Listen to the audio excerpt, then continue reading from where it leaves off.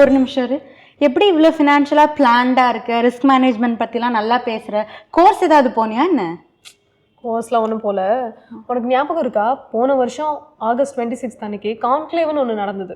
Correct, M2Wோட ஒரு conclave நடந்தது. But நான் அதை அட்டன் பண்ண முடியாமல் போச்சு. ஏன்? லிமிட்டட் சீட்ஸ்ன்னு சொன்னாங்க. நான் ரொம்ப லேட்டாக போயிட்டேன். ஸோ என்னால் அட்டன் பண்ண முடியல. ஸோ அதை நான் அட்டன் பண்ணதுனால தான் இவ்வளோ கிளியராக நான் இருக்கேன். அதை நான் மிஸ் பண்ணிட்டேன். நானும் வந்திருந்துருக்கணும். சரி, நல்ல டைமில் தான் வந்திருக்க.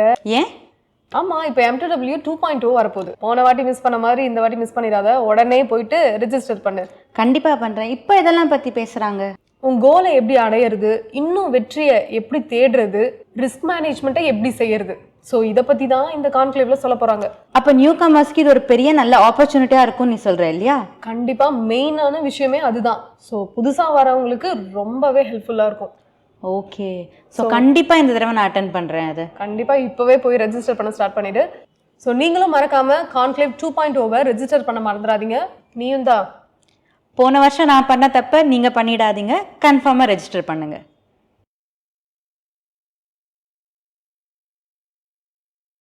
அனைவருக்கும் விநாயகர் சதுர்த்தி வாழ்த்துக்கள். இன்னைக்கு நாம் பேச போகிற டாபிக் இலக்கு 1 கோடி. இந்த சந்தையில் என்ன செய்யணும்? கிட்டத்தட்ட ஒரு ட்ரீம் ரன் தான் இந்த மார்க்கெட். 5 ஆண்டுகளில், தட் இஸ் கோவிடுக்கு அப்புறம் நடந்த மொத்த காலகட்டத்திலையுமே ஒவ்வொரு மாதமும் நிஃப்டி உயர்ந்திருக்கிறது அப்படின்னா பார்த்துக்கணும். கிட்டத்தட்ட ஒரு நெகட்டிவிட்டியே இல்லாத ஒரு மார்க்கெட்டில் நம்ம இருந்திருக்கோம். புதுசாக நிறைய பேர் வந்திருக்கீங்க. உங்கள் பணத்தை மற்ற சொத்துக்கள்லேருந்து எடுத்து ஈக்விட்டியில் போட்டிருக்கீங்க. அந்த பணம் நல்லா வளர்ந்துருக்கு. படிப்படியாக நாம் சொல்லக்கூடிய அந்த 1 கோடி இலக்கை நோக்கி நீங்கள் ட்ராவல் பண்ணுறீங்க. சில பேர் 2 லட்சத்தை அடைஞ்சிருப்பீங்க, சில பேர் 5 லட்சத்தை அடைஞ்சிருப்பீங்க, சில பேர் 10 லட்சத்தை கிராஸ் பண்ணியிருப்பீங்க, சில பேர் எனக்கே மெசேஜ் பண்ணுறீங்க 25 lakhs அச்சீவ் பண்ணிருக்கேன்னு. நிறைய பேர் சந்தோஷமாக என்கிட்ட சொல்கிறீங்க நான் 50 lakhs ரீச் பண்ணிட்டேன், 1 crore நோக்கி போகிறேன்னு. சில பேர் நான் இப்போ 1 crore நெருங்கிட்டேன்னு கூட சொல்கிறீங்க. இதெல்லாம் படிக்கும்போது எனக்கு ஃபஸ்ட்டு வரக்கூடிய ஒரு உணர்வு என்னென்னா ரொம்ப சந்தோஷம். ஏன்னாக்கா இந்த மாதிரி ஒரு காலகட்டம் எளிதில் கிடைக்காதுங்கிறது என்னுடைய அனுபவம் எனக்கு தந்த பாடம். இந்த மாதிரியான மார்க்கெட் கான்டெக்ஸ்ட் கிடைக்காது. ஸோ இந்த கான்டெக்ஸ்ட்டை இவ்வளோ பேர் பயன்படுத்திக்கிட்டு தங்களுடைய வளர்ச்சியை இந்த மாதிரி உருவாக்கியிருக்காங்கன்றது மகிழ்ச்சியான ஒரு விஷயம். அப்போது இந்த மாதிரியான ஒரு நேரத்தில் எல்லாம் நல்லா நடந்துக்கிட்டு இருக்கு. நம்ம கேட்போம் நல்லா தானே போயிட்டுருக்கு அப்படின்னு. கரெக்ட், நல்லா தான் போயிட்டுருக்கு. அதனால தான் நம்ம கொஞ்சம் கேர்ஃபுல்லாக இருக்கணுன்றது தான் கோர் பாயிண்ட். ஏன் தெரியுமா? என்னுடைய அனுபவத்தில் சொல்கிறேன், நிறைய பேர் ஃபாஸ்ட்டாக மேலே போவாங்க, அங்கேருந்து ஃபாஸ்ட்டாக கீழே வந்துடுவாங்க. இது ஏன் நடக்குது அப்படின்னு நானும் ஒரு சைக்கிள்லையும் க்ளோஸாக வாட்ச் பண்ணுவேன். சில நேரங்களில் நடந்த பிறகு பார்ப்பேன். அதை போஸ்ட்மார்ட்டம்னு நம்ம சொல்லலாம். அப்படி பார்க்கும்போது என்ன தோணுன்னா, இவங்க பணம் சம்பாதிக்க போர்ட்ஃபோலியோவில் எடுத்த ரிஸ்க்கு அதிகப்படுத்திக்கிட்டே போனாங்க. இது ஒரு சிம்பிளான ஒரு தவறு, எல்லாரும் பண்ணக்கூடியது. தன்னால் ரிஸ்க்கை மேனேஜ் பண்ண முடியும்னு அவங்களுக்கு ஒரு மிகைப்படுத்தப்பட்ட நம்பிக்கை வந்துடுது. கிட்டத்தட்ட கர்வமாக மாறி ஆணவமாக கூட மாறிடும். அந்த நேரம் பார்த்து தான் மார்க்கெட் அவங்கள ஒரே ஸ்ட்ரோக்கில் கீழே தள்ளிடும். ஓகே, அவங்கள மட்டும் தள்ளுன்னு நான் சொல்ல, மார்க்கெட்டில் ஏதோ ஒரு நிகழ்வு நடந்து அவங்கள மாதிரி இருக்கக்கூடிய லட்சக்கணக்கான பேரை ஒரே ஸ்ட்ரோக்கில் கண்ட்ரோலால் டிலீட் பண்ணி விட்டுரும். அப்போ அந்த இலக்கை அவங்க அடைஞ்சிருக்காங்க பாருங்க, அங்கேருந்து நேராக பாதிக்கு வந்துடுவாங்க. ரொம்ப ஸ்விஃப்டாக இருக்கும். கிட்டத்தட்ட ஒரு 6லேருந்து 9 மாதத்தில் இது நடந்துடும். அங்கேருந்து ஒரு 3 மாதம் முடிஞ்சு 1 வருஷத்தை கம்ப்ளீட் பண்ணும்போது அல்லது 9 months வரும்போது அவங்க சம்பாதிச்ச பணத்தை இழந்தது முக்கியம் இல்லை, அந்த ப்ராசஸில் அவங்க சேர்த்த நம்பிக்கை மொத்தத்தையும் விட்டுருவாங்க. என்னை பொறுத்த வரைக்கும் அதுதான் மிகப்பெரிய இழப்பு. ஒருத்தர் 1 crore போகாமல் இருக்காரு அப்படின்னா இந்த லாஸ் தான் அவங்கள போகாமல் தடுக்குது. இதுக்கு ஒரு காரணம் இருக்குது. இந்த மாதிரி ஒரு நிகழ்வு ஒருத்தனுடைய லைஃப்பில் நடந்துச்சுனாக்கா அவன் திரும்பி இந்த சொத்து பக்கமே வரமாட்டான். 2000 டெக்கில் லூஸ் பண்ணவங்க எல்லாம் உடனே மார்க்கெட்டுக்கு வரவே இல்லை. ஒரு சுவையான அனுபவம் சொல்கிறேன். 2009 மார்க்கெட் கிராஷ் ஆகுது. அப்போ நான் மியூச்சுவல் ஃபண்ட்ஸில் ஆலோசனை வழங்க ஆரம்பிக்கிறேன். அந்த காலகட்டத்தில் கூட நான் அந்த சப்ஜெக்டை நல்லா தெரிஞ்சு வச்சுட்டு எனக்கு போர்ட்ஃபோலியோ கன்ஸ்ட்ரக்ஷனும் தெரியும், அனாலிசிஸும் தெரியும், ரிசர்ச்சும் தெரியும், ரிவ்யூவும் தெரியும், இன்வெஸ்ட்மெண்ட் கன்ஸ்ட்ரக்ஷனும் தெரியும், இன்வெஸ்ட்மெண்ட் ப்ராசஸ் தெரியும், எல்லாமே எண்ட் டு எண்ட் எனக்கு தெரியும். தெரிஞ்சுட்டு நான் வந்து நிறைய பேரை மீட் பண்ணுறேன். இவங்க எல்லாருமே என்ன தெரியுமா சொன்னாங்க?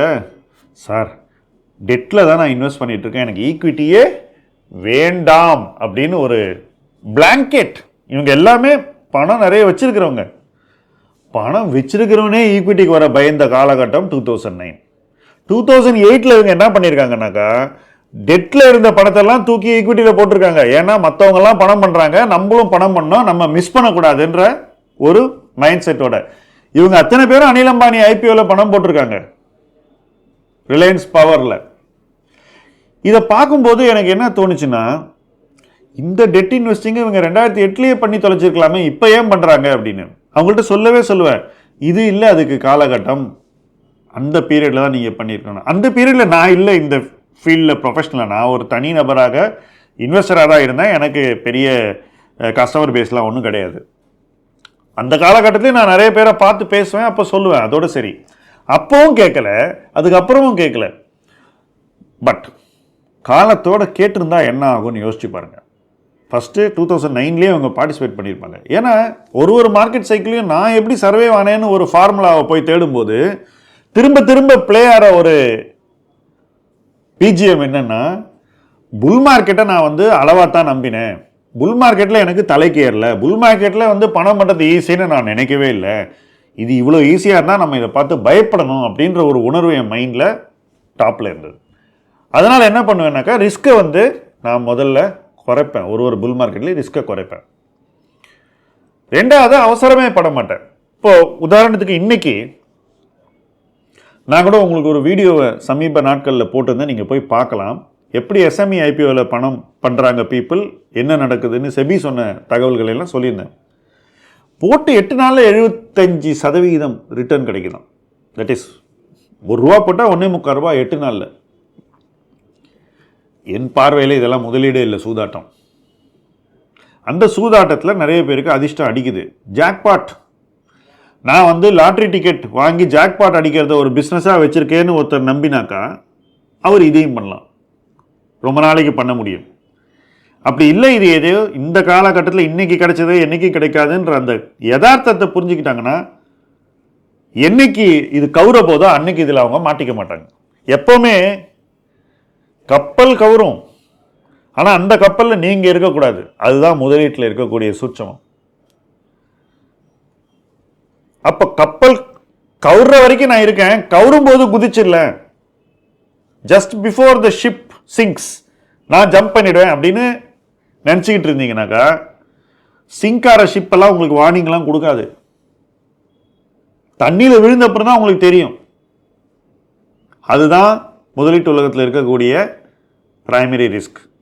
ஸோ இன்னைக்கு நிறைய பேர் அதை கொஞ்சம் மைண்டில் வச்சுக்கிட்டா, நீங்கள் இதுவரைக்கும் அடைந்த வெற்றியை வந்து சந்தையில் தூக்கி போட்டுற மாட்டீங்க.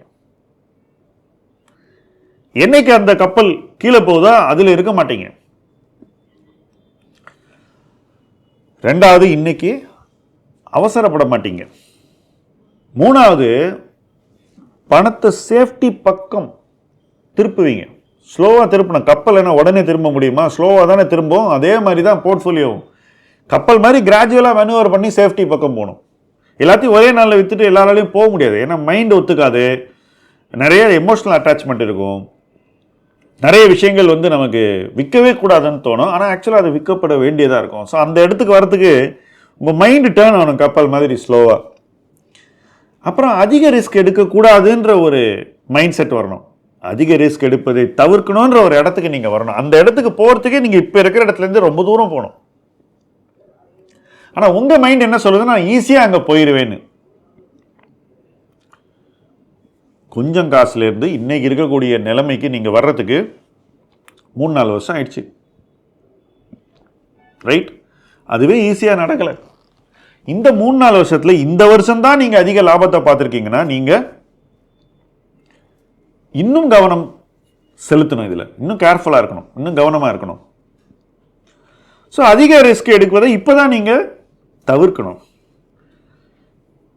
அப்போ எங்கே அதிக ரிஸ்க் நடக்குது? ஐபிஓ சூதாட்டத்தில் நடக்குது. அப்போ அந்த இடத்துலேருந்து வெளியே வரணும். ஏன்னா திடீர்னு ஒரு ஐபிஓ வரும், அந்த ஐபிஓ ஃபெயில் ஆகும். எந்த ஐபிஓன்னு எனக்கு தெரியாது. நான் நினச்சேன் ஒருவேளை ஓலாவில் அந்த ப்ராப்ளம் வரும்னு. இன்ஃபேக்ட் ஓலா இஷ்யூ சப்ஸ்கிரைப் ஆகிட்டு லிஸ்ட் ஆன அன்றைக்கி கிட்டத்தட்ட லிஸ்டிங் ப்ரைஸோ அதுக்கு ஏதோ ஒரு சில ரூபாய் கம்மியாவோ something like that, closer to the listing price தான் லிஸ்ட் ஆச்சு. நான் கூட என்னுடைய டீலர்கிட்ட ஸ்க்ரீனில் பார்த்தேன், என்ன விலைன்னு கேட்டேன். கிட்டத்தட்ட அதே ப்ரைஸ் தான் சார் அப்படின்னா.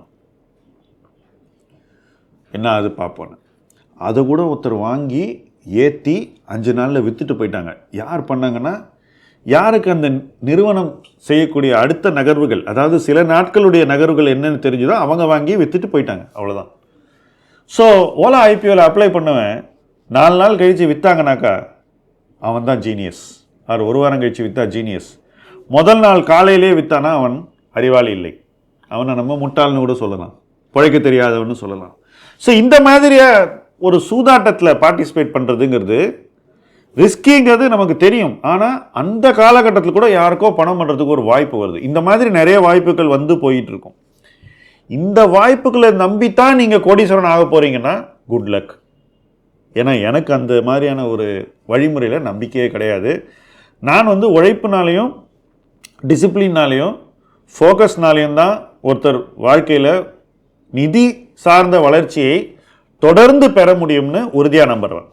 ஸோ ஃபைனான்ஷியலாக நம்ம தொடர்ந்து வளர்ந்துக்கிட்டே இருக்கணும்னா, நதி போல் ஓடிக்கிட்டு இருக்கணும்னா, நம்ம அந்த நதிக்கு உண்டான சில ட்ரெய்ட்ஸை வச்சுக்கணும்.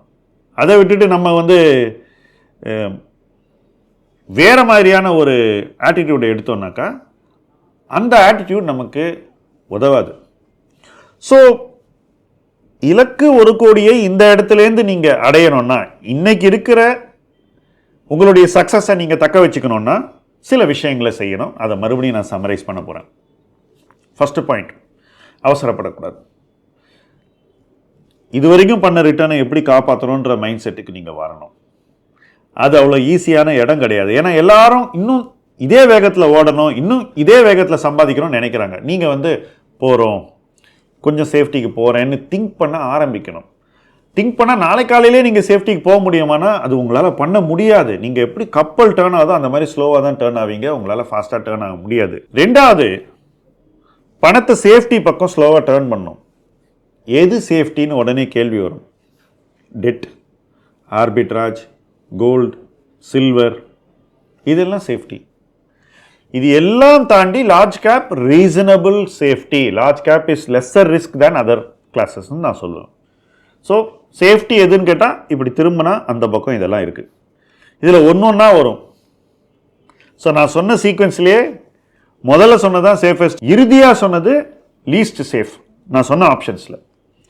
ஸோ நீங்கள் பணத்தை சேஃப்டி பக்கம் திருப்பணும். 3வது, அதிக ரிஸ்க் எடுக்கிறத தவிர்க்கணும். உடனே காசு பண்ணணும்னு நினைக்கிறது, அதை தவிர்க்கணும்.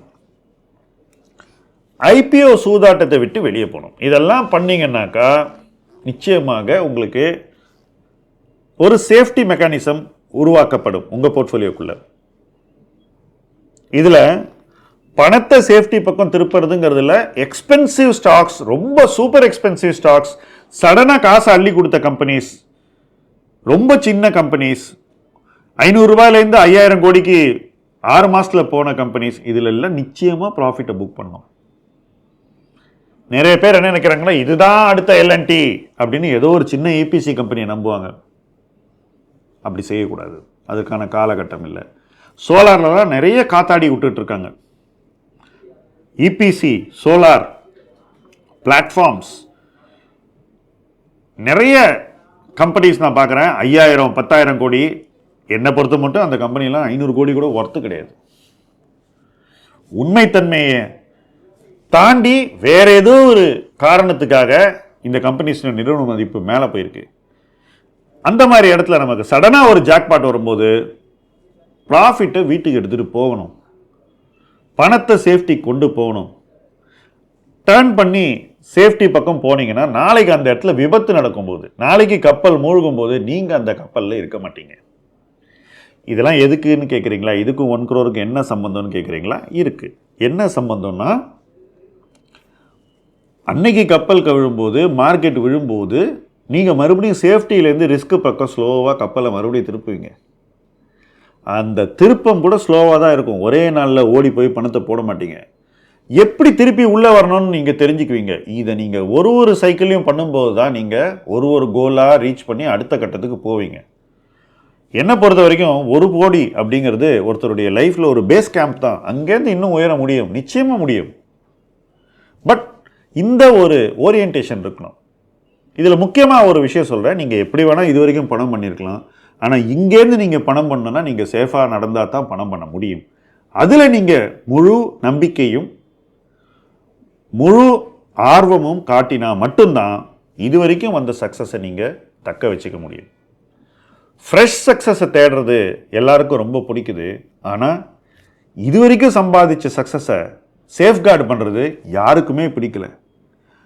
நீங்கள் இது ஒரு விஷயம் முக்கியம்னு நம்பிக்கிட்டு அதில் முழு கவனம் இப்போ செலுத்தினீங்கன்னா நிச்சயமாக 1 கோடி என்பது எட்டக்கூடிய ஒரு இலக்கு, சரிவில்லாமல் எட்டக்கூடிய ஒரு இலக்கு, தொடர்ந்து உங்களை வளர்ச்சி பாதையில் கொண்டு போகக்கூடிய ஒரு வாய்ப்பு. இந்த வாய்ப்பை இந்த நாள் நீங்கள் நழுவ விடக்கூடாதுன்னு முடிவு பண்ணுங்கள். இனிய வாழ்த்துக்கள். இணைந்து பயணிப்போம். முதலீட்டு களம் உங்கள் களம். நன்றி.